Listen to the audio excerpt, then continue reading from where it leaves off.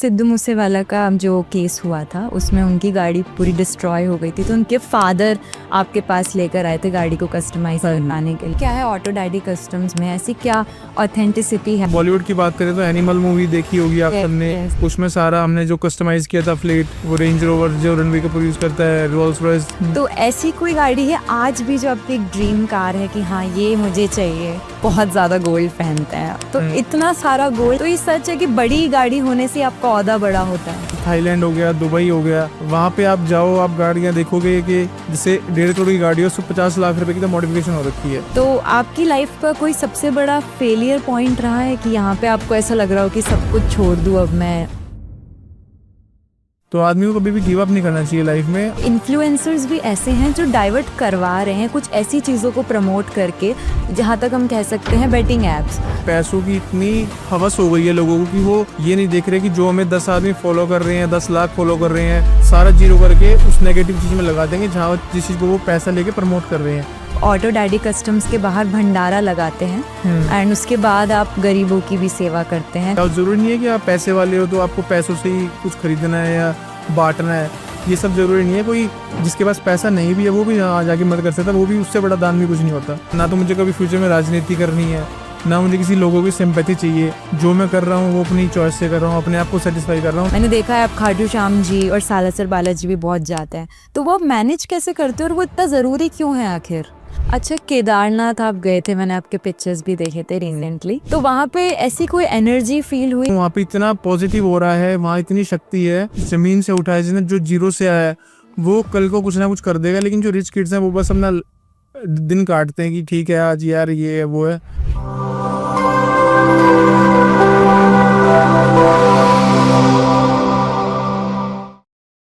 Welcome to another episode of Rishika podcast, जहाँ पर आप पॉडकास्ट सुनते ही नहीं उसे महसूस भी करते हैं।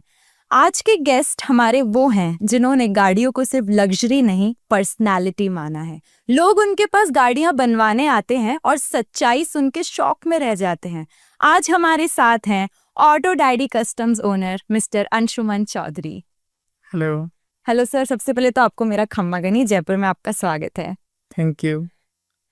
तो सर सबसे पहले तो आप कैसे हैं? Everything is going good? नहीं, बहुत बढ़िया है। और यहाँ पे आके हमारे दिल्ली से तो वेदर काफी अच्छा है, बारिश एंड ऑल अच्छा चल रहा है। यस। ओके, तो सबसे पहले तो ऑटो डैडी कस्टम्स, जो कि आजकल इंडिया में हर कोई जानता है फॉर कस्टमाइजेशन ऑफ कार्स, तो उसके बारे में मैं जानना चाहूंगी कि what's the back story of auto daddy customs? देखिए, ऑटो डैडी कस्टम्स एक कार से रिलेटेड शोरूम है जो मतलब हमारे यूथ का सबका एक ड्रीम होता है। कॉलेज पास आउट करते हैं कि मैं भाई ये गाड़ी होगी, मैं वो गाड़ी लूँगा, फेवरेट गाड़ी मेरी ये होगी।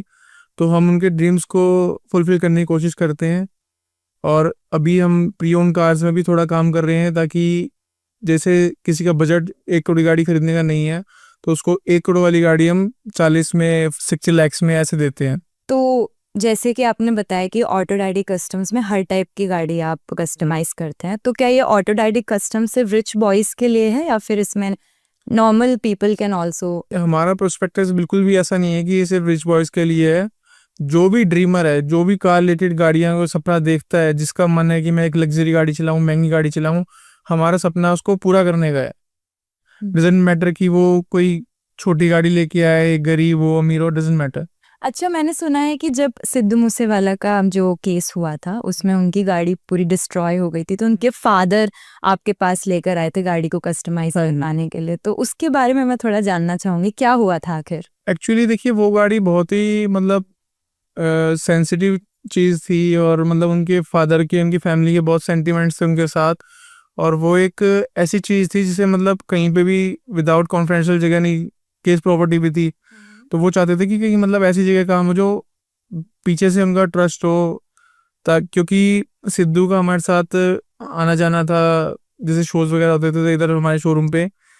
पहले मेरे क्लब हुआ करते थे, उस टाइम में बात हुई थी हमारी उनसे। तो अंकल ने कहा कि ये मेरे को एक मतलब बिल्कुल कॉन्फिडेंशियल जगह करवानी है गाड़ी, और इसको पूरा रिफर्ब कर दो, मुझे ये म्यूजियम में खड़ी करनी है। मुझे कुछ भी ऐसा नहीं चाहिए कि फर्दर फ्यूचर में इस गाड़ी के साथ कोई मतलब छेड़खानी हो या ये पुरानी हो जाए। तो हमने उसको पूरा रिफर्ब किया था। और जिस टाइम वो हमारे यहाँ खड़ी हुई थी, बाहर शोरूम के बाहर इतनी भीड़ रहती थी कि हमें सेल्फी लेनी है, देखनी है गाड़ी। बहुत ही मतलब वो जो दिन थे बड़े कॉम्प्लिकेटेड थे। अच्छा, ऐसा क्या है ऑटो डैडी कस्टम्स में, ऐसी क्या ऑथेंटिसिटी है आपके इसमें कि सेलिब्रिटीज से लेकर इन्फ्लुएंसर लेकर सभी इसी ब्रांड की तरफ जाते हैं फॉर कस्टमाइजेशन? देखिए टचवुड हमारा स्टार्टिंग से जो हमारे क्लाइंटेज रहा है वो बड़ा, जैसे बॉलीवुड में अपना पॉलीवुड हो गया, हरियाणवी इंडस्ट्रीज से हो गया, काफ़ी सिंगर्स हो गए, एमडी देसी रॉक स्टार हो गया, दिलेर खड़किया, परमीश वर्मा, सिद्धू मूसेवाला, ये सब हमारे क्लाइंट्स रहे हैं। और बॉलीवुड की बात करें तो एनिमल मूवी देखी होगी आप सबने, उसमें सारा हमने जो कस्टमाइज किया था फ्लेट, वो रेंज रोवर जो रणबीर कपूर यूज़ करता है, रोल्स रॉयस, सारी गाड़ियाँ वो हमने ही मतलब कस्टमाइज की थी, भेजी थी। एंड तो एक मतलब ब्रांड बनने के बाद ये हो जाता है कि हर आदमी चाहता है कि मैं एक प्रेफर करता है कि मैं एक फेमस जगह से काम कर रहा हूँ और ट्रस्टेबल जगह से काम कर रहा हूँ। तो वो हमारा प्लेटफॉर्म है ऑलरेडी इतना हाईलाइटेड है इंडिया में, तो सब प्रेफर करते हैं हमारे यहाँ आना काम करवाने। अच्छा अंशुमन भाई, आपके पास तो इतनी सारी गाड़ियां हैं, like you are best with it, तो ऐसी कोई गाड़ी है आज भी जो आपकी एक ड्रीम कार है कि हाँ ये मुझे चाहिए, but you have all the cars but still कुछ तो? देखिए मैंने ऐसा सच कभी कोई ड्रीम नहीं देखा किसी गाड़ी के लिए, लेकिन जो मेरी गाड़ी होती है प्रेजेंट वाली, उसी को मैं बढ़िया इस तरीके से रखता हूँ कि वो वन इन इंडिया ही होती है, और मतलब उसकी प्रेजेंटेबल होती है गाड़ी। वो कहीं जाती है तो कि दिखता है कि हाँ कोई गाड़ी आई, चाहे वो कोई भी हो, 10 लाख की हो, 1.5 करोड़ की हो, 5 करोड़ की, 10 करोड़ की हो। अच्छा, आपके वीआईपी नंबर्स के बारे में मैंने बहुत सुना है, आपका सेल नंबर भी आई गेस आपने वीआईपी तरीके से लिया हुआ है। हाँ मेरे पास प्राइवेट नंबर है जो मतलब बहुत लिमिटेड आदमियों को मिलता है, हार्डली इंडिया में 10 से 15-20 होंगे जो प्रोटोकॉल के रिगार्डिंग मिलता है। और गाड़ियों के मेरे पास काफ़ी वीआईपी नंबर्स हैं, राजस्थान के विंटेज नंबर्स हैं, दिल्ली के भी हैं, काफ़ी वीआईपी नंबर्स हैं। अच्छा भैया, आपकी पर्सनालिटी में ना मैं एक चीज देख सकती हूँ कि आप बहुत ज्यादा गोल्ड पहनते हैं, तो इतना सारा गोल्ड आप मैनेज कैसे करते हैं? मतलब it's very difficult as a human being to manage, India में आप रह रहे हो और फिर इतना सारा गोल्ड आप पहन के घूम रहे हो सिटीज में। देखिए ये मेरा मतलब स्टार्टिंग से शौक ही है, तो मेरे लिए तो नॉर्मल चीज़ है कि इतना गोल्ड कैरी कर रखा है। हाँ जैसे रेट्स वगैरह बढ़ रहे हैं तो थोड़ा सा सिक्योरिटी पर्पज से रहता है, बट हम स्टार्टिंग से तो कोई ऐसा मुझे मतलब स्ट्रेंज नहीं होता कि हम बाय रोड बाहर जा रहे हैं, बाय एयर जा रहे हैं, तो मेरे लिए सब नॉर्मल है। इजीली मैनेज कर लेते हैं आप। सो अभी क्या हो रहा है ना कि इंडिया में, या फिर आप वैसे भी देख लें कि लोग गाड़ियों से अपनी पहचान बनाते हैं। लोगों को लगता है कि हमारे पास जितनी महंगी गाड़ी होगी हम उतने रिच लगेंगे या फिर हम उतना शो ऑफ कर पाएंगे। और आजकल तो आप देख सकते हैं कि सोशल मीडिया पे कितना ज्यादा शो ऑफ का आजकल जमाना आ गया है। तो ये सच है कि बड़ी गाड़ी होने से आपका ओहदा बड़ा होता है? देखिए वो तो आदमी का पोजीशन और सारी चीज़ें मैटर करती हैं, बट हाँ ये अब सोशल मीडिया पे जैसे इन्फ्लुएंसर्स हो गए, यूट्यूबर्स हो गए, सब आजकल एक रैट रेस चल रहा है कि मेरे पास आज वो ये गाड़ी ले, आज मेरे पास ये हो। मतलब बहुत ही लोग डेस्परेट हो रखे हैं गाड़ियाँ अपग्रेड करने के लिए कि अच्छा मैं लैम्बोर्गिनी है, वो ये गाड़ी ले आया तो मेरे पास ये गाड़ी होनी चाहिए। तो ये चल रहा है काफ़ी, और इसी के रिगार्डिंग सब पैसा कमाने के बहाने हो जाते हैं कि आज मेरे पास ये, कल में वो, तो बंदा एक्टिव रहता है उसमें कि मैं सर्वाइव कैसे करूँगा, तो वो और ज़्यादा कमाता है पैसा। तो अभी जैसे कार मॉडिफिकेशन कल्चर है, जो कि आप कार मॉडिफाई करते हो, तो वो इंडिया में अच्छे लेवल पे चल रहा है या फिर अभी थोड़ा कम है, अभी आगे चल के बढ़ेगा? As compare to other countries हमारे यहाँ तो मतलब बहुत कम है। जैसे थाईलैंड हो गया, दुबई हो गया, वहाँ पे आप जाओ, आप गाड़ियाँ देखोगे कि जैसे 1.5 करोड़ की गाड़ी है, उसको 50 लाख रुपए की तो मॉडिफिकेशन हो रखी है। हमारे यहाँ फिर भी थोड़ा लोग अभी सिंपल हैं, वो प्रेफर नहीं करते कि नहीं यार अभी मैंने 1 करोड़ की गाड़ी खरीदी है, अभी मैं 20 लाख रुपए और ऊपर क्यों लगाऊं। बट ये हमारे लोगों को धीरे धीरे समझ आ रहा है, जा रहे हैं मॉडिफिकेशन की तरफ से। हमारे पास भी लोग देखते हैं कि जैसे नॉर्मल G63 होती है, हमने उस पर और 50 लाख का सामान लगवा रखा है। अलॉय टायर हमने अपनी पर्सनल गाड़ियों में लगा रखे हैं 8-10 लाख रुपए के। तो लोग उस चीज़ को देख के मतलब कॉपी भी कर रहे हैं और इन्फ्लुएंस भी हो रहे हैं, तो मतलब वो चीज़ अब बढ़ रही है। और अब दुबई बहुत जाते हैं मैंने सुना है। यस। तो वहाँ पे क्या है कार मॉडिफिकेशन का? दुबई कार मॉडिफिकेशन का ऐसा कुछ नहीं है, मतलब वहाँ पे तो एक बेसिक नीड है ये कि अगर आपके पास G63 है तो ब्रेबस में होनी चाहिए, आपके पास रॉल्स रॉयस है तो मैंसरी किट लगी हुई होनी चाहिए। तो हम जब वहाँ जाते हैं तो हमें इंस्पिरेशन मिलती है कि यार आज यहाँ पे ये सेगमेंट चल रहा है, कल हम ये इंडिया में चलाएंगे। क्योंकि वहाँ तो आप रेंटे कार यूज़ करो, गाड़ियाँ मिल जाती हैं 1 लाख रुपए पर डे इसमें, तो वहाँ इतना बड़ी बात नहीं है। लेकिन हम वहाँ देख के इंस्पायर होके हम उस चीज़ को यहाँ पे प्रैक्टिकल में करते हैं इंडिया लाके। पर इंडिया में ज़्यादातर हम लोग कार मॉडिफिकेशन को सिर्फ इंस्टाग्राम की रील्स तक ही रखते हैं, ये मैंने नोटिस किया है। देखिए मोस्ट प्रोबेबली जैसे क्लाइंट्स होते हैं वो देखते हैं कि इसकी गाड़ी बहुत सुंदर है, लेकिन वो अपने ऊपर ना जैसे लो प्रोफाइल अलॉयज हो गए, हमारी गाड़ियों में 26-26 इंच के अलॉय लगे हुए हैं, जो पंजाब की गानों में जो लिरिक्स यूज करते हैं वो सारा मतलब ये प्रैक्टिकल ग्राउंड लेवल पे देखा जाए तो हमारे पास है। लेकिन जब लोग देखते हैं तो वो कहते हैं नहीं यार 8 लाख रुपए के अलॉय व्हील्स इतने में दूसरी गाड़ी आ जाएगी, तो वो वहां आके फिर साइलेंट जोन में हो जाते हैं, देख के दूसरे का कुछ हो जाते हैं। अच्छा भैया, अभी क्या हो रहा है ना कि ईवीज के लोग बहुत ज्यादा दीवाने हो गए हैं, तो उसका क्या रीजन है? देखिए हमारे मतलब यहाँ के नेचर को देखते हुए जो पॉल्यूशन बढ़ता है नवंबर दिसंबर में ऑड इवन चालू हो जाता है, उसको देखते हुए ना ईवी हमारी बेसिक नीड बन जाएगी इन फ्यूचर। और जैसे हमारे जो ट्रांसपोर्ट मिनिस्टर नितिन गडकरी जी वो काफी इसको प्रमोट कर रहे हैं कि हमें ईवी पे डाइवर्ट होना चाहिए, क्योंकि डीजल तो बॉयकॉट कर ही रहे हैं। अब पेट्रोल पे आ गए, पेट्रोल से भी बात मतलब वो सेगमेंट की बात बन नहीं रही जो होना चाहिए, क्योंकि नवंबर दिसंबर में मजबूर हो जाते हैं कि भाई आज ये मेरी गाड़ी नहीं चलेगी, कल मेरी गाड़ी चलेगी, फिर कल नहीं चलेगी, तो लोग काफी परेशान हैं। तो उनको अगर शांति चाहिए और पॉल्यूशन से बचना है तो ईवी पे डाइवर्ट होना पड़ेगा। इम्पोर्टेंट की सो अंशुमन भैया, आपने तो इतनी सारी अचीव कर ली हैं चीजें लाइफ में, तो आपकी लाइफ का कोई सबसे बड़ा फेलियर पॉइंट रहा है कि यहाँ पे आपको ऐसा लग रहा हो कि सब कुछ छोड़ दूं, अब मैं कुछ नहीं कर सकता, अब मैं, ऐसा कोई पॉइंट आपका लाइफ का? नहीं देखिए फेलियर तो सबकी लाइफ में होते हैं, बट कभी ऐसा पॉइंट नहीं आया कि मतलब गिव अप कर दूं या कुछ। मेरे 3 क्लब हुआ करते थे, तो उस टाइम ये सरकार आई थी आपकी, जब सीलिंग वगैरह स्टार्ट हुई थी तो सेम डे तीनों क्लब बंद हो गए थे, बट हमने फिर भी सरवाइव किया और मतलब जो भी पैसा कमा रखा था सारा जीरो हो गया था, लेकिन फिर दोबारा स्टार्ट किया, किसी और बिजनेस में गए, फिर स्टार्ट किया, फिर बैकअप से फिर दोबारा वापसी आ गई। तो आदमी को कभी भी गिव अप नहीं करना चाहिए लाइफ में। आज कुछ बुरा हुआ है तो कल अच्छा होगा, और आज हम अच्छा है तो कल बुरा भी हो सकता है, तो हमें हर चीज के लिए प्रिपेयर रहना चाहिए। तो आज जो यूथ हमारा ये पॉडकास्ट देख रहा है उसको आप बताना चाहोगे कि आखिर सक्सेस का असली क्या मतलब है? सक्सेस का असली मतलब है देखिए शांति। अगर आपके पास सब कुछ है और अगर आप फिर भी मतलब एक से एक मतलब बढ़ के आप डेस्परेट हैं कि मैं आज ये कर लूँ वो कर लूँ, दैट्स नॉट सक्सेस। सक्सेस आपने कुछ हासिल कर लिया तो उसमें मतलब उस चीज में ग्रेटफुल रहो कि हाँ मेरे पास ये है, और शांत। और आदमी को मतलब गिव अप कभी करना नहीं चाहिए, हमेशा बढ़ते रहो आगे कि हाँ आज मैं यहाँ हूँ, कल आज मैं यहाँ स्टैंड कर रहा हूँ, कल मैं यहाँ करूँगा। तो हमेशा अपनी मेहनत से लगे रहो, कभी शॉर्टकट में बिलीव मत करो। अच्छा, आपकी लाइफ में आपकी फैमिली ने क्या रोल प्ले किया है आपकी सक्सेस के दौरान? स्पेशली जैसे मुझे पता चला है कि आप अपनी मम्मा के बहुत ज़्यादा क्लोज हैं। हाँ मम्मा के भी क्लोज हूँ, और मतलब जैसे फादर के मेरे पॉइंट्स थे कि my father was in very good position on MCD, तो उन्होंने मुझे स्टार्टिंग से दिखाया कि मेरे फादर किसान थे, मैं किसान का बेटा हूँ और मैं एक इस लेवल की पोस्ट पे हूँ। वो ऑस्ट्रेलिया से पढ़ के आए थे, हेल्थ इंस्पेक्टर कोर्स करके आए थे, तो उन्होंने कहा था कि जब मैं किसान का बेटा हो गया आज मैं यहाँ पे हूँ, तो मेरे बच्चे जो हैं वो कम से कम IAS IPS होने चाहिए। हालांकि हमारा मतलब स्टडीज़ की तरफ इतना वो नहीं था, बट फिर भी हमने बिजनेस सेटअप किया और मतलब आज उनका नाम रोशन किया।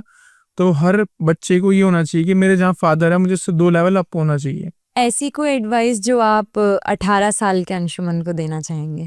देखिए 18 साल में तो ये होता है कि हमें मतलब अपने फ्यूचर पे, अपनी सक्सेस पे मतलब फोकस रहना चाहिए कि आप पढ़ाई कर रहे हो तो किस स्ट्रीम में जाना चाहते हो, कि आपको बिजनेस करना है, जॉब करनी है, और मतलब गलत चीज़ों की तरफ डाइवर्ट नहीं होना चाहिए। जैसे हमारा आजकल का यूथ है जो थोड़ा अल्कोहलिक और मतलब नेगेटिव चीज़ों पे ज़्यादा डाइवर्ट हो जाता है ना, तो उनको उस टाइम पे बड़ा अपने ऊपर मतलब कंट्रोल रखना चाहिए कि हमें गलत जगह ना जाके पॉजिटिव जगह जाना चाहिए। सो अभी आपने बताया कि यूथ अभी गलत जगह डाइवर्ट हो रहा है, तो अभी ऐसा है ना कि कुछ इन्फ्लुएंसर्स भी ऐसे हैं जो डाइवर्ट करवा रहे हैं कुछ ऐसी चीज़ों को प्रमोट करके, जहाँ तक हम कह सकते हैं बेटिंग एप्स। तो वो चीज़ बहुत ज़्यादा एक गलत इन्फ्लुएंस क्रिएट कर देती है एज अ टीनेजर, और जो यूथ है जब उसे देखता है, तो उसके लिए आप क्या कहना चाहेंगे? कोई भी इन्फ्लुएंसर है XYZ, मैं किसी का नाम तो नहीं लूँगा, लेकिन आज के टाइम पे मतलब पैसों की इतनी हवस हो गई है लोगों को कि वो ये नहीं देख रहे कि जो हमें 10 आदमी फॉलो कर रहे हैं, 10 लाख फॉलो कर रहे हैं, अगर हम आज ये बैटिंग ऐप को प्रमोट करेंगे तो वो अपना घर बेच के चोरी करके या अपना जितना भी उनकी प्रिंसिपल है सारा जीरो करके उस नेगेटिव चीज में लगा देंगे, जहाँ जिस चीज को वो पैसा लेके प्रमोट कर रहे हैं उन्हें वो चीज प्रमोट करने का पैसा मिलता है। लेकिन वो ये नहीं देख रहे कि हमको देख के कोई और अगर कोई बैटिंग कर रहा है, जुआ खेल रहा है, तो अपने घर को बर्बाद कर रहा है। और इसमें सबको पता है कि कोई प्राप्ति नहीं है, किसी को पैसे नहीं मिल रहे, वो कुछ हमेशा हार के ही आएंगे, कोई नहीं जीता इससे। लेकिन उनको वो इतने डेस्परेट है पैसा कमाने के लिए, वो देखते हैं कि हाँ ठीक है हमें 5 लाख रुपए की रील डालने का मिल रहा है तो उसको बैटिंग ऐप को प्रमोट कर दो। मेरे पास कितने ऑफर्स आते हैं, ये विन अड्डा वगैरह 2-4 बैटिंग ऐप्स हैं, कितने 5 लाख रुपए पर रील लेंगे। मैं इनको साफ मना करता हूँ कि नहीं, हमें किसी भी जो ऐसी चीज को आगे ही नहीं करना जो यूथ को खराब कर रही है। पूरी की पूरी जनरेशन खराब हो रही है कि बैटिंग करो, क्रिकेट में लग जाओ, उनका सारा माइंड डिस्ट्रैक्ट होके पढ़ाई वगैरह की तरफ से जाके सारा इस चीज में जा रहा है। और फिर वो हार के वो उनको जो पैसे का लेन देन होता है उसको मना करते हैं, फिर वो कोई क्राइम करते हैं, उससे फिर वो मतलब एक हमारे मतलब 18-20 साल के बच्चे का बर्बादी का कारण वहां से शुरू होता है। उसके बाद वो क्रिमिनल बन जाए, कुछ भी बन जाए, वो सोसाइटी में नेगेटिव याद में रहेगा, कभी पॉजिटिव नहीं बन सकता। अच्छा भैया, मैंने हमेशा देखा है कि आप अपने इंस्टाग्राम पे, जब मैंने आपका इंस्टाग्राम देखा तो उसमें आप बहुत ज़्यादा इंस्पायरिंग कंटेंट डालते हैं। आप ऑटो डैडी कस्टम्स के बाहर भंडारा लगाते हैं एंड उसके बाद आप गरीबों की भी सेवा करते हैं। काफ़ी सारा मैंने आपका दान पुण्य का काम देखा है, तो उसका कारण क्या है? मेरे फादर कहते थे कि बेटा धन चाहे तो दान कर। अगर आपको धन चाहिए तो आपको दान करना चाहिए। और दान मतलब ये नहीं कि किसी लालच से करें, नहीं, बिल्कुल निस्वार्थ होकर दान करना चाहिए। जो जरूरतमंद है उसको, किसी को अगर कपड़े की जरूरत है तो कपड़ा दो, कोई भूखा है तो उसको खाना खिलाओ। और हम जैसे मैं बालाजी का बहुत बड़ा मतलब मेरी मान्यता है बालाजी में, तो मैं हर मंगलवार को अपने ऑफिस के बाहर भंडारा करता हूँ। पहले हम एम्स हॉस्पिटल के वहां जाके जो भी फुटपाथ पे लेटे होते थे रात को उनको हम डिनर मतलब खाना खिलाते थे। अब हम ऑफिस के बाहर बड़ा भंडारा करते हैं हर मंगलवार। अगर मैं इंडिया में हूँ नहीं हूँ, ऑफिस पे हूँ या नहीं हूँ, लेकिन भंडारा जरूर होगा। तो दान का तो ये है कि जानवर हो, जैसे गर्मियों में पक्षियों को पानी देना, स्ट्रीट डॉग्स हो गए उनको खाना खिलाना, गौ माता की सेवा करना, ये हर इंसान को करना चाहिए। अच्छा, क्या है ना, दान पुण्य कई लोग करते हैं, लेकिन ऐसे कौन से क्षेत्र हैं जिसमें हमें हिसाब से दान करना चाहिए कि इस क्षेत्र में ज्यादा, इस क्षेत्र में थोड़ा कम? देखिए क्षेत्र के हिसाब से तो जैसे आप गौशाला हो गई वहां जाके दान कीजिए। स्ट्रीट डॉग्स का एक प्रॉपर अपना रूल बना लीजिए कि मुझे एक हफ्ते में 3 दिन तो इनको फीड करना ही करना है। पक्षियों को गर्मियाँ है तो वहाँ पे पानियों के जो पानी के कंटेनर होते हैं वहाँ पे रखवाइए, उनमें पानी भरवाइए ताकि उनको पानी की कमी ना हो। और जो भी आपको लगे जरूरतमंद है, अनाथ आश्रम है, वृद्धाश्रम है, वहाँ जाके आपको उनकी सेवा करनी चाहिए। अगर आपके पास पैसे नहीं है तो आप फिजिकली जाओ और जो वहाँ हेल्प होती है आप वो हेल्प करके आओ। जरूरी नहीं है कि आप पैसे वाले हो तो आपको पैसों से ही कुछ खरीदना है या बांटना है, ये सब जरूरी नहीं है। कोई जिसके पास पैसा नहीं भी है वो भी जाके मदद कर सकता है, वो भी, उससे बड़ा दान भी कुछ नहीं होता। अच्छा, कई लोग क्या कहते हैं ना कि दान पुण्य करते हो तो सोशल मीडिया में मत डालो, तो ऐसे तो कई लोग हैं जो गलत चीजों को भी प्रमोट करते हैं। तो उसका आप कैसे टैकल करते हो? बिकॉज आप तो डालते हो तो आपको जरूर कमेंट्स तो आते होंगे। मेरे पास देखिए कमेंट्स बहुत आते हैं कि आप वीडियो बना रहे हो, किसी को दान करते हो, ऐसे कर रहे हो, वैसे कर रहे हो। देखो मुझे कोई ना तो मुझे कभी फ्यूचर में राजनीति करनी है, ना मुझे किसी लोगों की सिंपैथी चाहिए। जो मैं कर रहा हूँ वो अपनी चॉइस से कर रहा हूँ, अपने आप को सेटिस्फाई कर रहा हूँ, ना मुझे किसी सोसाइटी को सेटिस्फाई करना है। बट मेरा डालने का प्रोस्पेक्टस क्या है कि जो मुझे देख रहा है, जो मुझे फॉलो करता है, एटलीस्ट वो मैं हूँ, मैं तन मन धन से सब कुछ करना चाहता हूँ, लेकिन मैं एक इकलौता इंसान हर जगह अपने हाथ पैर फैला के मतलब हर जगह सेवा नहीं कर सकता। लेकिन जो मुझे देखते हैं वो मेरे थ्रू में वाया मेरे कई जगह भंडारे होते हैं। अब हमारे वहाँ पे जैसे मैं अभी जिनको जानता हूँ जो मेरे से नंबर लेते हैं, विक्की चौहान है, अपना जो 10 कॉफी एक बहुत बड़ी ब्रांड चल रही है दिल्ली में, पंजाब में भी है, वो अभी उन्होंने स्टार्ट किया है हर ट्यूसडे का। 1-2 यूट्यूबर हैं वैभव वगैरह, ये काफी यूज कर रहे हैं, मतलब भंडारा बांटते हैं ऐसे। तो मेरे को मतलब बहुत अच्छा फील होता है कि मेरे को देख के अगर कोई पॉजिटिव इंस्पायर हो रहा है तो इससे अच्छा और क्या हुआ कि जहाँ मैं मान लो 1000 आदमी को खाना खिलाता हूँ, मेरे को देख के 10,000 आदमी को खाना मिल रहा है, तो इससे बड़ी सेटिस्फेक्शन कोई हो ही नहीं सकती। बिल्कुल। तो मैं ये कहता हूँ कि जो आप वीडियो बना रहे हैं, जो हम दिखा रहे हैं, वो हम इसलिए दिखा रहे हैं ताकि वो मल्टीपल टाइम्स कन्वर्ट हो जाए उस चीज को। भंडारा मैं एक जगह कर रहा हूँ तो उसको देख के 10 जगह भंडारा हो, तो जो भी देखे अच्छा देखो और अच्छा कॉपी करो। अगर मैं भी कोई कल को बुरी चीज करता हूँ, उसको प्रमोट करता हूँ, तो उसको बिल्कुल प्रमोट मत करो, उसको नेगेटिव करके इग्नोर कर दो। जो मैं अच्छा करता हूँ उसको देख के आप बढ़ावा दो, आगे भी इंसानों को बताओ कि हाँ ये चीज अच्छी है और ये हमें भी करनी चाहिए, हमें इससे फायदा होगा। अगर मैं कुछ गलत करता हूँ तो उस चीज को आप इग्नोर करो। अच्छा, आज के टाइम में क्या होता है ना, भाग दौड़ भरी जिंदगी में हम लोग भगवान को याद नहीं करते हैं, हम लोग भूल जाते हैं, हमारी खुद की ही लाइफ के स्ट्रगल्स में इतना फंस जाते हैं कि खुद दिखता है हमें, हम इतने सेल्फिश हो जाते हैं। लेकिन आपका इतना बड़ा बिजनेस है, फिर भी आप हर एक त्योहार और हर एक पल भगवान को याद करते हैं, भगवान के साथ सेलिब्रेट करते हैं। मैंने देखा है आप खाटू श्याम जी और सालासर बालाजी भी बहुत जाते हैं, तो वो आप मैनेज कैसे करते हैं और वो इतना जरूरी क्यों है आखिर? देखिए, हम ये आपका जो क्वेश्चन है ना, ये थोड़ा मुझे गलत लगा। हम मैनेज नहीं करते काम को, वो भगवान ही हमारे काम को मैनेज कर रहा है। अगर हम हों या ना हों, हमारा जो व्यापार है, मैं बस मेहनत कर रहे हैं। चलाना और ना चलाना वो ऊपर वाले के हाथ में है। अगर हम स्ट्रगल कर रहे हैं तो भी ऊपर वाला करवा रहा है, अगर हम वो में कुछ फल दे रहा है तो वो भी ऊपर वाला है। वो तो हमारा श्रद्धा है कि हाँ, हमें लगा कि ग्रेटफुल है, भगवान हमें अच्छे दिन दिखा रहा है, तो हमें उसको जाके थैंक यू करना चाहिए। और हम वहाँ जाके अपना, जैसे महीने की स्टार्टिंग हुई, हम वहाँ मत्था टेक के आते हैं कि ये भगवान, तूने जो भी दिया हम उसके लिए बहुत तेरे शुक्रगुजार हैं, और जो हमारे आने वाले दिन हो उसमें भी हमें भला करना, हमें आशीर्वाद प्राप्त। आपको कभी इंटरनली फील हुआ है कि आप गॉड से कनेक्टेड हुए हो डायरेक्टली, ऐसा कोई मोमेंट आपकी लाइफ में? देखिए, टचवुड, मेरा बहुत ऐसा है कि मुझे गॉड से कनेक्शन है। मैं जहाँ भी दर्शन के लिए जाता हूँ इतने अच्छे दर्शन होते हैं, भीड़ हो कुछ भी हो।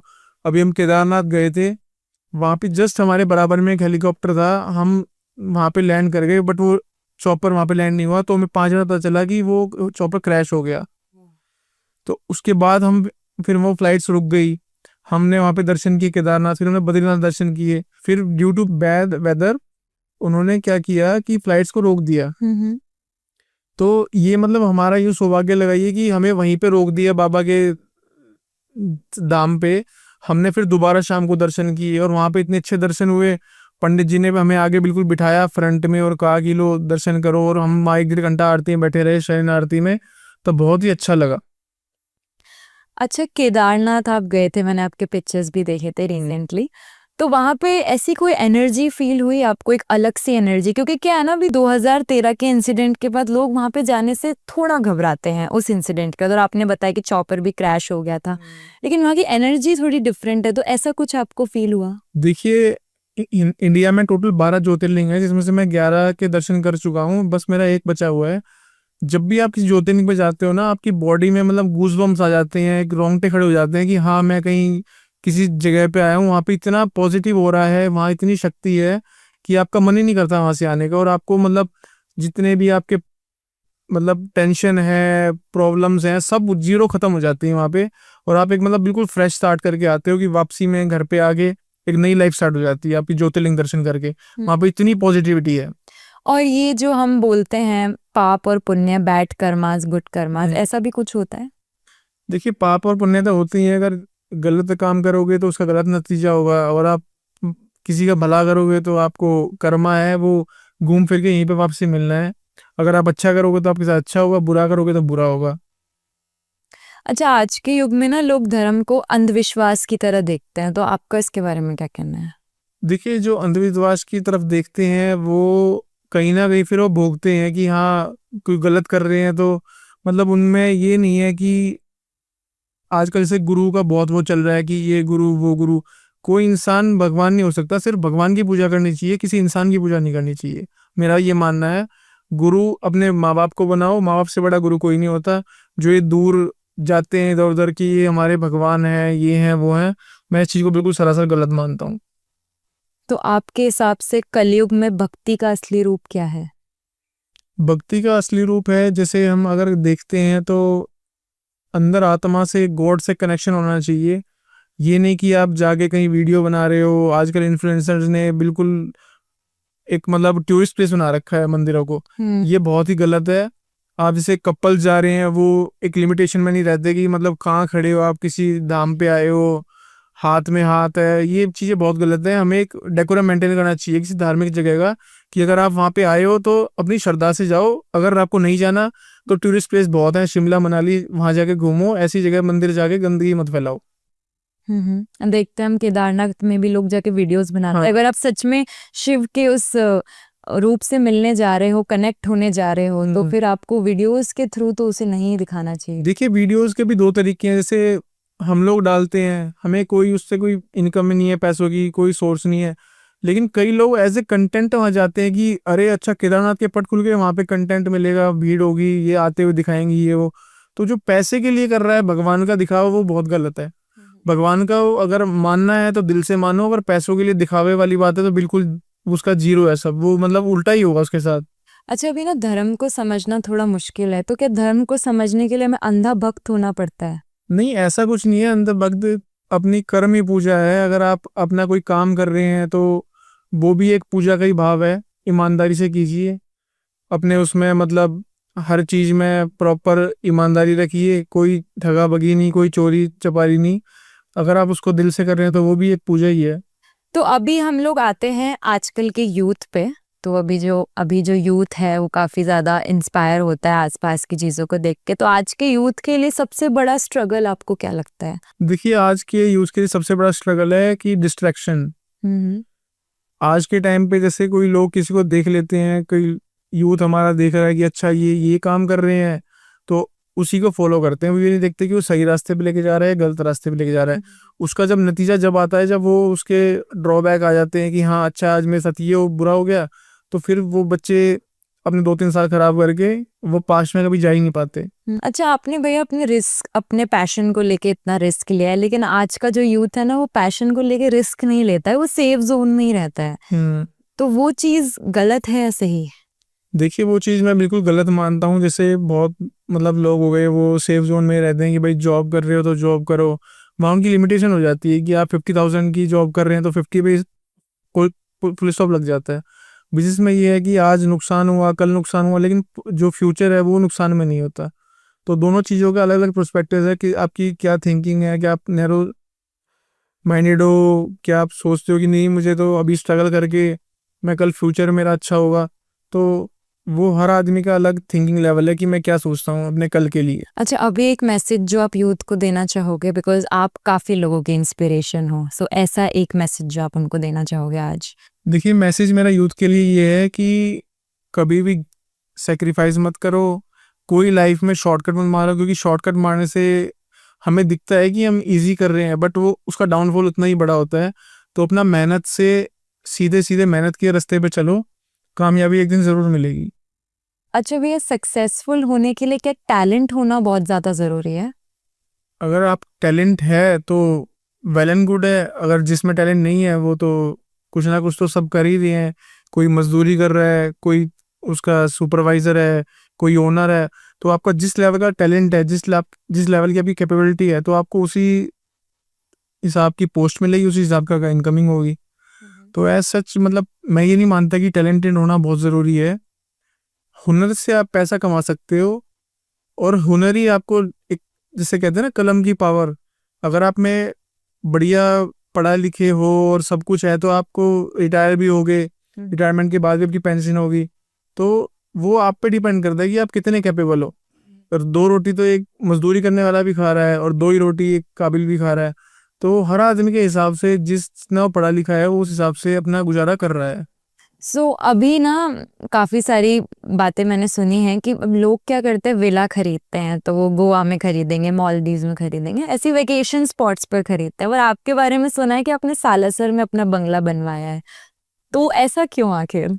ऐसा इसलिए क्योंकि मेरी वहाँ पे बहुत ज़्यादा आस्था है सालासर में, और मैं जैसे हर महीने जाता रहता हूँ। तो अब हमारा ये है कि अभी तो हम जाते हैं, बिजनेस से रिलेटेड भागा दौड़ होती है, जाते हैं फटाफट आ जाते हैं।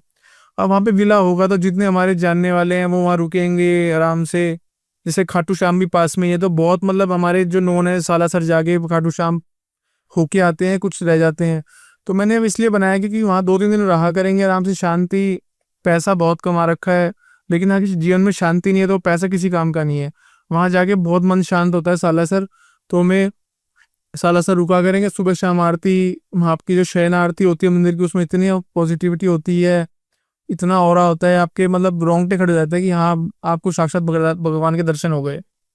अच्छा, वहाँ पे जो आपने विला बनवाया है उसके गेट के बारे में काफी सुना है कि वो थोड़ा यूनिक तरीके से आपने कस्टमाइज किया है। जो हमारे विला का गेट है वो सिमिलर, मतलब दूसरा गेट हुआ ये, वो सेम गेट लंदन में लगा हुआ है, जो हमारी इंडियन एम्बेसी है ना, इंडियन एम्बेसी का सेम गेट है लंदन में, जो हमारे विला का गेट होगा।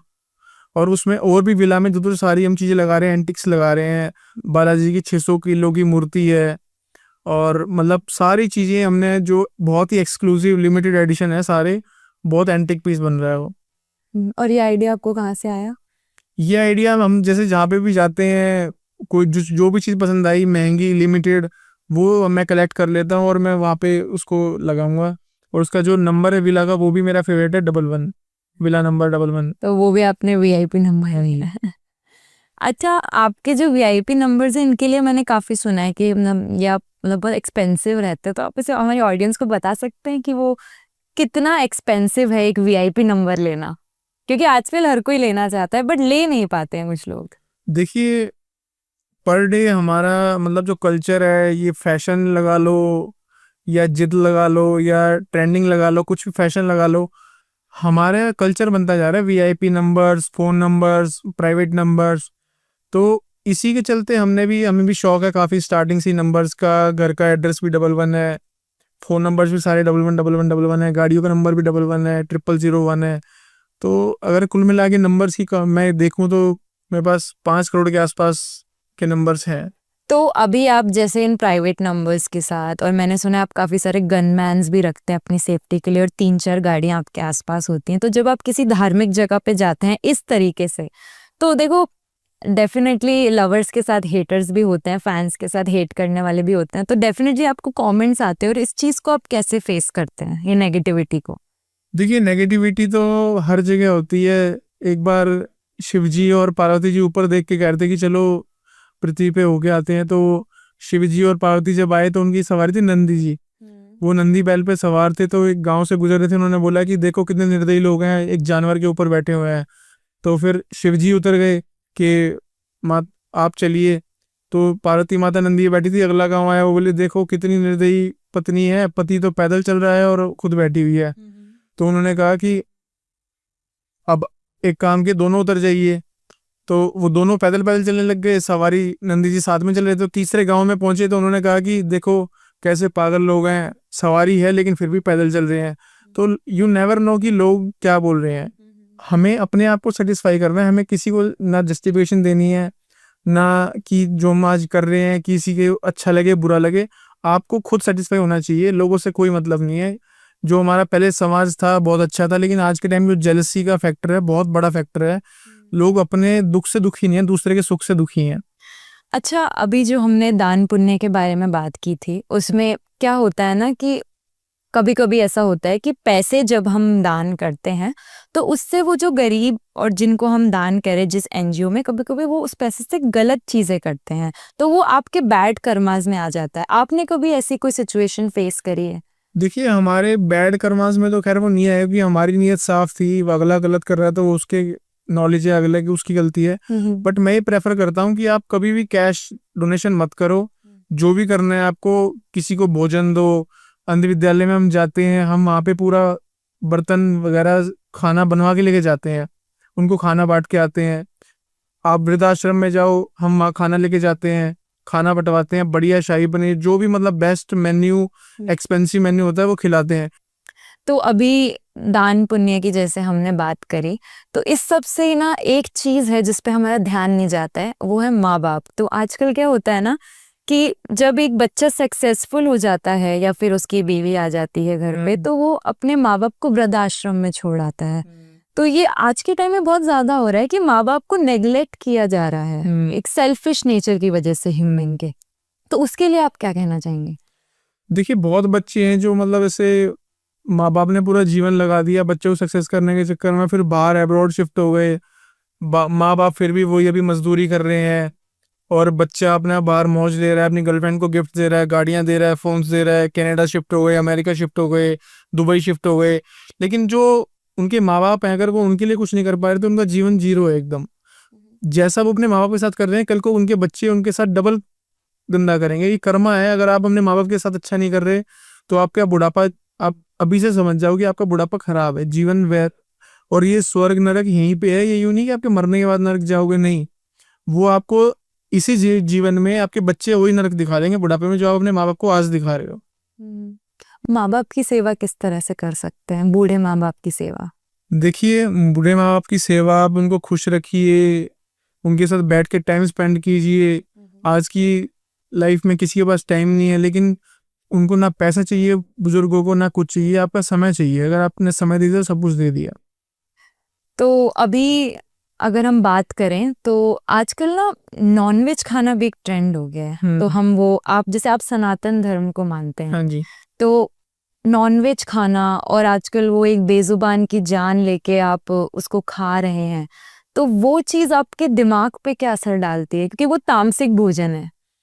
देखिए, ये बिल्कुल ही मतलब सरासर एक गलत वो है कि हम ह्यूमन है, हमारे मुंह में जबान है, लेकिन जिसको हम खा रहे हैं वो बेजुबान है। उसमें कितनी तड़पा हुआ खाते वक्त। और फिर जब हम ये नॉनवेज खाते हैं, हमारे विचार वैसे ही रहते हैं, हमारे अंदर हीट इतनी रहती है, गुस्सा, और मतलब हम जो करेंगे वो नेगेटिव ही होगा। क्योंकि अगर आप किसी धर्म से बिलोंग करते हो और आप उसका पालन नहीं कर रहे हो, तो वो आपका धर्म कर्म सब जीरो है। तो आपके हिसाब से किस टाइप का भोजन हमें खाना चाहिए? हमें भोजन, देखिए, हम हिंदुस्तान में रहते हैं, जितने भी बाहर देश हैं सब फ्रोजन प्रोडक्ट यूज करते हैं। हमारे यहाँ तो सब कुछ फ्रेश है, अपना हरी सब्जियाँ, दाल रोटी, अपना इतना बढ़िया हमारा रहन सहन है, इतना बढ़िया कल्चर है। वेस्टर्न लोग आगे हमारे कल्चर को कॉपी करते हैं। हमारे पास सब कुछ इतना अच्छा होते हुए भी हम वेस्टर्न की तरफ भागते हैं। वो हमारा बहुत ही गलत वो है कि हम इस रास्ते पे गलत जा रहे हैं। हमें अपने कल्चर पे रहना चाहिए, क्योंकि आप जिसको आप कॉपी कर रहे हो वेस्टर्न को, वो इंडिया, वो फॉरेनर्स आके हमारे यहाँ कॉपी कर रहे हैं। हमारा रहना, हमारा पहनना, हमारा उड़ना पहनना, वहाँ की लड़कियां आके यहाँ पे सूट साड़ियाँ पहनती हैं और हमारे यहाँ की बिल्कुल वहाँ जाके सोचते हैं कि हमें वेस्टर्न बनना है। तो ये तो मतलब एक मेंटलिटी का फर्क है। और इसी से मुझे याद आया कि आजकल इंस्टाग्राम पे ना लड़कियां बहुत वल्गर कंटेंट डाल के फेमस होने की कोशिश करती हैं, तो उस कंटेंट के बारे में कुछ बताइए। देखिए, वो लड़कियां तो जो कर रही हैं सो कर रही हैं, लेकिन जो ये पेजेस बने हुए हैं, जैसे फिल्मी ज्ञान, इंस्टा बॉलीवुड, ये उस चीज को दोबारा रीपोस्ट कर करके फिर लोग शेयर करते हैं। जहां आपने उसको शेयर कर दिया ना, तो वो कपड़े उस लड़की ने गलती नहीं पहने, वो गलती आपने कर दी। उसको लाइक करना, कमेंट करना, शेयर करना, उसको बॉयकॉट कर दो, रिपोर्ट कर दो। तो जो ये पेजेस प्रमोट कर रहे हैं ना, मैं पहनने वाले की गलती नहीं मान रहा, वो तो फेमस होना चाह रहा है, लेकिन आप लोग उसको क्यों देख रहे हो, क्यों शेयर कर रहे हो, मैं उसको गलत मानता हूँ। न्यूनिटी कल्चर हाँ, आउट किया जाए, क्योंकि करने वाला गलत है ना। आप दो उसकी रील ब्लॉक कर दो, मत देखो। जब दो रील फ्लॉप होंगे, तीसरी रील में अपने आप वो कपड़े पहनना वो बंद कर देगी। जब हम उसको देख रहे हैं, लाइक कर रहे हैं, लोगों को दिखा रहे हैं, ग्रुप्स में लिंक शेयर कर रहे हैं कि आज नहीं करा, वो करा, तो फिर वो तो कंटेंट चाहिए उन्हें। तो अगर उन्हें लग रहा है कि हमें कपड़े उतार के अगर इतना वायरल हो रहे हैं, तो वो तो फिर करेंगे ही उस काम को। अच्छा भैया, पहले क्या होता था ना कि गवर्नमेंट जॉब्स का बहुत एकदम क्रेज आ गया था कि भाई पढ़ो लिखो, आरएएस आईएएस बनो, पर आज के टाइम में तो पूरा ही चेंज हो गया है कंसेप्ट। ऐसा हो गया है कि आप जितने बड़े इन्फ्लुएंसर्स हो, आपके जितने ज्यादा फॉलोअर्स है, आपका उतना ओहदा बढ़ा है। तो क्या आज वो गवर्नमेंट जॉब की वैल्यू वैसी है जैसी पहले हुआ करती थी? देखिए, गवर्नमेंट जॉब तो एक बिल्कुल ही सिक्योर चीज होती है। इन्फ्लुएंसर तो आज है, ये तो 4 दिन की चांदनी है, फिर पता नहीं कल आपका क्या है। कोई लड़की है तो उसका मतलब अभी 10 साल का फ्यूचर है। आप एयरोस्टेस को देख लो कि 10 साल की जॉब होती है, उसके बाद उनका फ्यूचर क्या है, जीरो है। तो आपको इन्फ्लुएंसर के साथ साथ अपना एक ऐसा बैकअप रखना चाहिए, बिजनेस रखना चाहिए, तो जो आपको लाइफ टाइम सर्वाइव करवा सके अच्छे से। अच्छा भैया, आपको एक चॉइस दी जाए कि चलो ठीक है, आपका ऑटो डैडी कस्टम्स तो है ही, इट्स वेरी गुड, लेकिन मान लो कि किसी ना तरीके से ऑटो डैडी कस्टम्स नहीं है, और अगर आपको कोई और ऑप्शन मिल जाए, तो आपका ऐसा कोई ड्रीम जॉब या ऐसा कुछ काम जो आप ओपन करना चाहते हैं, करना चाहते हैं? नहीं, देखिए, हमारा तो पैशन गाड़ियों का ही है, और मतलब स्टार्टिंग से यही क्रेज था और यही है। लेकिन फिर भी जैसे अभी हमने मार्केट प्री-ओन्ड कार्स का भी कर रहे हैं, तो मॉडिफिकेशन का अलग सेगमेंट है, इंपोर्ट एक्सपोर्ट का अलग सेगमेंट है। अभी हम प्री-ओन्ड कार्स का भी सेल परचेज कर रहे हैं, तो मतलब रिलेटेड टू कार्स ही रहेगा। इसी में थोड़ा हम लाइन चेंज करते हैं। कस्टमाइजेशन कर देंगे। ओके, तो अभी आजकल क्या हो गया ना कि रिच बनना कूल बनना हो गया, rich kid equals to cool kid. तो वो क्या स्टेटमेंट्स मैच होती हैं कहीं ना कहीं कि रिच होना ही कूल है? देखिए ऐसा नहीं है रिच होना ही कूल है, क्योंकि जो रिच किड्स होते हैं उनमें कमाने की कैपेबिलिटी जो मैंने देखी है बहुत कम होती है। और जिसने स्ट्रगल किया है, जो जमीन से उठा है, जिसने जो जीरो से आया है, वो कल को कुछ ना कुछ कर देगा। लेकिन जो रिच किड्स हैं वो बस अपना दिन काटते हैं कि ठीक है आज यार ये है वो है, उनको मतलब कमाने की जरूरत नहीं है, तो अपनी लाइफ को बस वो चला रहे हैं। मैं उसको कूल नहीं मानता बिल्कुल भी। और जैसे जैसे आप सक्सेस अचीव करते हैं आपके अंदर एक ईगो प्रॉब्लम आ जाती है, तो क्या डाउन टू अर्थ रहना जरूरी है लाइफ में? और उसका क्या मोटिव? इंसान को हमेशा डाउन टू अर्थ रहना चाहिए। एटीट्यूड और ये तो सब चीज़ें साइड में रख के चलना चाहिए। आज आपके पास सब कुछ है, कल नहीं है, वक्त का कुछ नहीं पता, तो इंसान को हमेशा डाउन टू अर्थ रहना चाहिए। अच्छा, आज के टाइम में ना लोग लग्जरी को कंटेंट के नाम पे बेच रहे हैं, उसके बारे में आप क्या कहना चाहेंगे? लग्जरी एज इन जैसे शॉपिंग वगैरह? लग्जरी लाइफस्टाइल को कंटेंट के नाम पे बेच रहे हैं, ऐसे दिखा दिखा के। हाँ, वो मतलब हमारे जैसे इंडस्ट्री में है बहुत लोग, जैसे गाड़ियों की फेक डिलीवरीज लेते हैं। आज मैंने ये गाड़ी ले ली, कल मैंने वो गाड़ी ले ली। तो हैं बहुत लोग ऐसे जो इसको एज ए कंटेंट यूज़ करते हैं। यूट्यूबर्स हैं, वो रेंट पे कार ले लेते हैं। बहुत चीज़ें हैं जो मतलब इसमें देखी जाती हैं कि हाँ ये कंटेंट के लिए आज ये रेंट पे ले रहा है, आज सेक्रीफाइस कर रहा है अपना, कि सोच रहा है कि मैं इस चीज़ को दिखाऊंगा तो मेरा फैन बेस ज़्यादा हो जाएगा। अच्छा भैया, हमने करियर की तो काफी सारी बातें कर ली, लेकिन अब थोड़ा सा लव लाइफ पे आते हैं। तो आपकी लाइफ में कभी आपका हार्ट ब्रेक हुआ है? नहीं, ऐसा सच में कभी नहीं हुआ, क्योंकि हमारा स्टार्टिंग से फोकस कभी ये कॉलेज वगैरह में भी ऐसा नहीं रहा कि मतलब इतना, अगर होता तो फिर उसी चीज़ में रहते, कभी सक्सेसफुल नहीं हो पाते। और आप कहाँ से पास आउट है? मैं डीएवी कॉलेज चंडीगढ़ से। आपका कुछ कॉलेज को लेके कोई ऐसा इंसिडेंट जिसने आपकी लाइफ में एक टर्निंग पॉइंट लेके आया? कॉलेज का यही था, देखिए मतलब मैं जब कॉलेज में था तो उस टाइम में फादर की तबीयत ख़राब हो गई थी, तो मैं ड्रॉप आउट हो गया था। उस टाइम मैं कॉलेज छोड़ के घर पे आ गया था फादर के लिए। फिर मैंने वो बाद में कंप्लीट किया उसको, वो भी बस एग्ज़ाम्स वगैरह दिए थे, और मैं मतलब कॉलेज ना अटेंड कर नहीं पाया। तो ऑटो डैडी कस्टम्स का ख्याल कब आया कि हाँ ये मैं कर सकता हूँ और इसमें मैं सफलता हासिल करूँगा? ये लॉकडाउन के टाइम जब हम मतलब घर पे रहते थे, तो उस टाइम हमने अपनी मतलब गाड़ियाँ तो हम स्टार्टिंग से रेडी करते थे। मैं अपनी गाड़ियों में जैसे मैंने 50 लाख की गाड़ी ली, मैं 30 लाख रुपए खर्च देता था उसको मॉडिफाई करने के लिए। तो फिर मतलब बहुत ओवर एक्सपेंस हो जाता था कि यार इतने पैसे, 50 की गाड़ी ली, 30 लाख खर्च हो गए। तो फिर हमने सोचा कि इससे हमारे ही पैसे सेव होंगे और बिजनेस भी आएगा। टेस्ट हमारा स्टार्टिंग से अच्छा था ही। मेरे काफ़ी फ्रेंड्स ने मुझे बोला कि यार तेरे को इसी लाइन में करना चाहिए, तेरा इतना अच्छा टेस्ट है गाड़ियों का। तो इसी को मैंने फिर अपना सबकी बात सुनी और एनालाइज की। फिर मेरे को ये भी हुआ कि हाँ, जो मैं पैसे इतना खर्च कर रहा हूँ मॉडिफिकेशंस पे, वो भी मेरे सेव हो जाएंगे। फिर मैंने अपने पैशन को बिजनेस में कन्वर्ट कर दिया। अच्छा, अभी क्या हो रहा है ना भैया, आपकी तो खैर अरेंज मैरिज है, हमें पता चला है, लेकिन जैसे आज के टाइम में क्या हो रहा है, अरेंज मैरिजेस के बहुत केसेस आ रहे हैं। अभी रिसेंटली आपने वो मेघालय हनीमून वाला केस सुना होगा, जिसमें सोनम ने उसका राजा रघुवंशी का मर्डर किया, और भी कई सारे केसेस आ रहे हैं मर्डर्स के, डेथ के। तो ये अरेंज मैरिज और लव मैरिज, इसको लेके हम कैसे डिफ्रेंशिएट करें आज के टाइम में? देखिए, अगर आपका इतना बड़ा दिल है कि आप किसी ह्यूमन को मतलब जान से मार सकते हो शादी के बाद, तो मैं नहीं मानता कि उस चीज़ में उसको हाँ भरनी चाहिए थी। जैसे हनीमून पे जाके मर्डर कर दिया, इससे बेटर तो वो शादी से पहले भाग जाते, या अपने घर वालों को कन्विंस करते कि नहीं मेरा फ्यूचर सेफ नहीं है, या जो भी रीज़न था उनको बताना चाहिए था। हालांकि मैंने इतना सुना नहीं, मतलब डीपली मुझे पता नहीं है इस न्यूज़ के बारे में, बट मैं ये कहता हूँ कि अपना स्टैंड लेना चाहिए उन्हें, और शादी नहीं करनी चाहिए थी। अगर वो इस लेवल पे जा सकते हैं कि किसी का मर्डर कर दिया, तो ये स्टेप शादी करना जबरदस्ती बहुत ही गलत था। अब उनकी सारी जिंदगी जेल में कटेगी, और मतलब रेस्पेक्टफुल लाइफ तो जी ही नहीं पाएंगे। तो क्या आज के टाइम में अरेंज मैरिजेस को हमें नो कहना चाहिए? नहीं, बिल्कुल भी नहीं कहना चाहिए। देखिए, अरेंज मैरिज आप पार्टनर से मिलो, मतलब इंटरेक्ट करो कि आपका क्या है, आपके पॉजिटिव क्या चीज़ें हैं, कि आपका नेचर कैसा है, उसका नेचर कैसा है लाइफ पार्टनर का।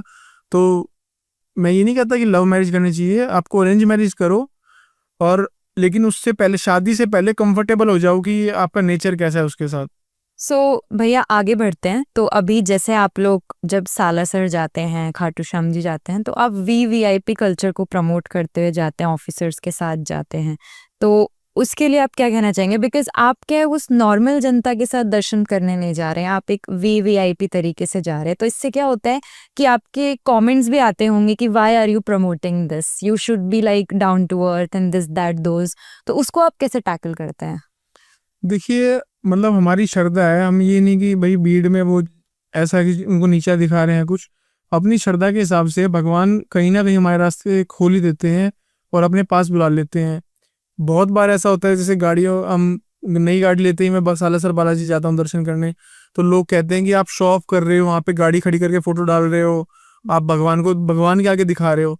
अरे हम भगवान को दिखा नहीं रहे, जो उन्होंने हमें दिया है हम उनको थैंक यू कर रहे हैं। भगवान आज आपने ये दिया, कल हमें इससे और बढ़िया होगा तो मैं आपको थैंक यू कहता हूँ।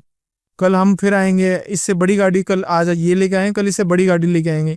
तो ये मतलब आदमी की ना सोच हो जाती है, जितना वो अगर घटिया सोच है तो वो सोचेगा कि वो भगवान के आगे दिखावा कर रहे हैं, गाड़ियां खड़ी कर रहे हैं, बंदूकें ला रहे हैं। तो ये इंसान की, हर आदमी की अलग मेंटेलिटी है।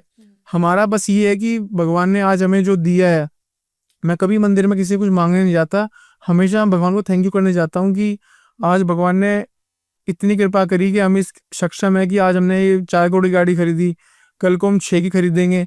और मैं जब भी मैं कमाई करता हूँ, मैं उसका 20%, 25%, 30% दान पुण्य में लगाता हूँ, जो हर इंसान को लगाना चाहिए। अगर आप 100 रुपये कमाते हो तो आप 30 रुपये दान में लगाओ। आपके घर में कभी आप जैसे कहते हो ना कि भाई भाई मेरा नुकसान, मतलब मैं सेविंग क्या करूंगा, सेविंग की जरूरत ही नहीं है। आप 30% दान पुण्य करो, भगवान अपने आप आपको घर चलाएगा, भगवान अपने आप आपको धंधा चलाएगा। कन्हैया मित्तल का भजन भी सुना हुआ आपने, वो कहते हैं कारोबार मेरा बालाजी चला हुआ है। तो ये सब भगवान के हाथ में है, जो हमारे अच्छे दिन है वो भी और जो बुरे दिन है वो भी। आज अच्छा दिन है, कल बुरा के लिए तैयार रहो। कल बुरा आ गया तो परसों बुरा ही नहीं रहेगा, परसों भी अच्छा आएगा। अच्छा, अभी क्या कहा जाता है ना कि आपका जो भी है ना, आपकी लाइफ में जो भी होता है वो सब कुछ लिखा हुआ होता है। तो ये बात सच है? इस बात में कितनी सच है? ये बिल्कुल 100% सच है कि सब कुछ लिखा है विधि विधान से। जो भी हमने आज हो रहा है वो हमारी मृत्यु भी लिखी है, जीवन भी लिखा है। लेकिन अगर आप उस पे ही रहो कि अगर मेरी किस्मत में खाना होगा तो ये प्लेट रखी है, अपने आप आ जाएगा, भगवान ने उसके लिए वो करा है कि आप कुछ अपने लिए मेहनत करोगे तो उसमें चेंजेस भी आते हैं, उसके उपाय भी होते हैं, बहुत कुछ होता है। ये नहीं हम कि हमारे कर्म गलत थे या हमने, मतलब ये किस्मत बेकार है। आप किस्मत को दोष नहीं दे सकते, अगर आप मेहनत कर रहे हो तो किस्मत भी पलटती देखी हमने लोगों की। अच्छा भैया, अभी क्या हो रहा है ना कि बहुत जल्दी आजकल एक कॉन्सेप्ट है, हमने काफी बार सुना, अकाले मृत्यु हो रही है। मतलब कि हमें पता ही नहीं है कब हम मर सकते हैं, कुछ भी हो रहा है आज के टाइम में। अभी हम कलयुग में हैं और ऐसा होता है। अभी हमने देखा अहमदाबाद प्लेन क्रैश हुआ था जब, तो इतने सारे लोग थे जिन्होंने अपनी जान खो बैठी। तो ये सब पाप और पुण्य में आता है, या फिर ये सब हमारी डेस्टिनी में लिखा हुआ है, या फिर एक कलयुग के कुछ साइंस हैं कि हाँ अब पृथ्वी का एक अंत आने वाला है, ऐसा कुछ? देखिए, वो हर इंसान की ना एक, मतलब पर्सनल वो होती है। अब हम ऐसे किसी को जज नहीं कर सकते कि उसने कोई पाप करे होंगे जो वो इस, मतलब वो मर गया, शहीद हो गया या एक्सीडेंट में ये हो गया। और इससे हम केदारनाथ गए हुए थे, अगर वहाँ हमारा चॉपर हो जाता तो वो हम, जो मेरी सोच है ये है कि भगवान, हमारी मुक्ति हो गई, हमने दर्शन किए, क्रैश हो गया तो भगवान ने हमें अपने पास बुला लिया। कोई सोचेगा कि ये तो पाप, किसी ने कोई पाप किया होगा जो ये इतनी जल्दी अकाल मृत्यु मर गया। तो हर इंसान का अलग वो है, इसमें किसी को हम जज नहीं कर सकते। तो भगवान ने लिख रखी है, जब जो होना है वो होगा। सो अभी हमने धर्म और इन सब की बातें तो काफी कर ली, लेकिन अभी जैसे आपका कार मॉडिफिकेशन का जो कल्चर है, उसको आप इंडिया में अगले 5 साल पे कहाँ देखते हैं?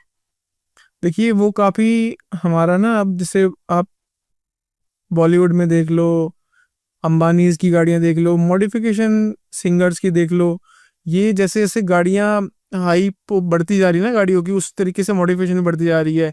और लोगों को अपनी गाड़ियों की केयर करना आ गया, जैसे पीपीएस वगैरह होती हैं, वो हमारी गाड़ियों को अदर स्क्रैचेस वगैरह से बचाती हैं। तो हर चीज़ जब आप कोई खर्चा करते हो तो उसका बेनिफिट तो देखो कोई ना कोई होता ही है। तो 5 साल में काफ़ी कुछ चीज़ें नई आने वाली हैं, फेस लिफ्ट होने वाले हैं। जो आपकी 10 साल पुरानी चीज़ थी वो उसको आप रिफर्ब कर सकते हो। तो मैं तो काफ़ी ब्राइट फ्यूचर देखता हूँ उसका।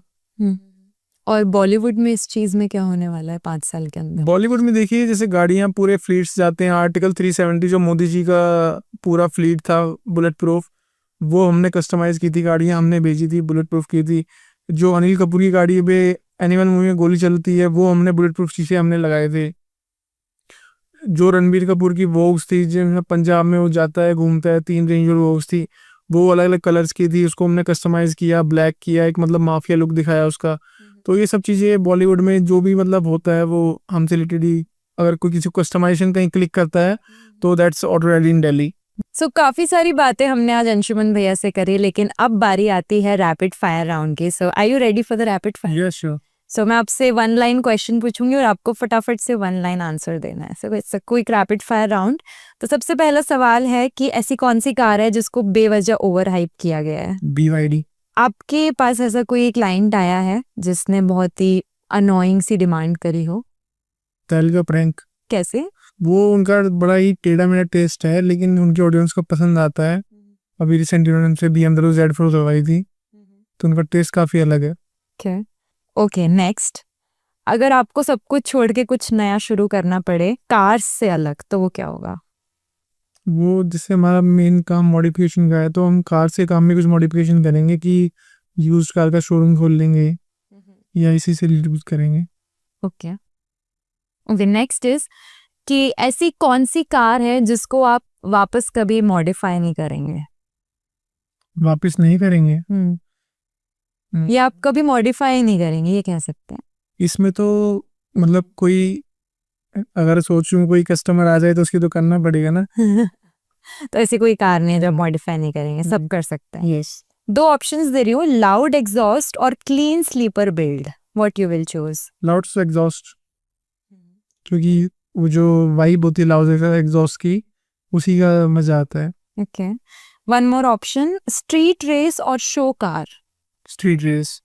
अच्छा, अपने अगर 1 लाइन में अपने हेटर्स को जवाब देना हो तो क्या होगा? हिटर्स के लिए तो कुछ भी बोलना बेकार ही, हिटर्स तो हिटर्स ही होते हैं but they make us famous.